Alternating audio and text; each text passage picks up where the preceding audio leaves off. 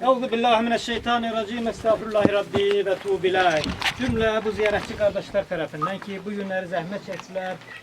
Merhumun, şahidimizin kabrini ziyaret etmek için buradadır ve cümle cemaatimiz ki Kadir bilen cemaat inşallah her bir tarafından cami kabir ehlinin alel husus merhumumuzun erva ruhu hoşnut etsin diye bu mübarek duanı hediye ediliyek yani bu cemaatimiz tarafından.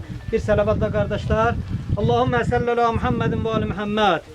Euzu billahi mineşşeytanirracim. Bismillahirrahmanirrahim. Vesselamu ala ehli la ilahe illallah min ehli la ilahe illallah ya ehli la ilahe illallah.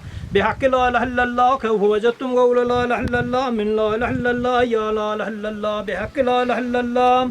اغفر لمن قال لا اله الا الله واشرنا في زمرة من قال لا اله الا الله محمد رسول الله حليا ولي الله صدق الله عظيم الفاتحة مع الصلوات اللهم صل على محمد وآل محمد بسم الله الرحمن الرحيم الحمد لله رب العالمين الرحمن الرحيم مالك يوم الدين إياك نعبد وإياك نستعين اهدنا الصراط المستقيم صراط الذين أنعمت عليهم غير المغضوب عليهم ولا الضالين بسم الله الرحمن الرحيم Kul huvallahu ehad, Allahu samet, lem yelid ve lem yulad ve lem yekun lehu kufuven ehad.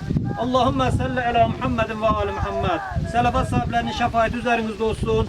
Gelin her biriniz davet olursunuz. Merhumun ervahı tarafınızdan hoşnut olar. İnşallah o menzilinden böyle bitler ki şefaat edilir. Ali, sen bu kanalda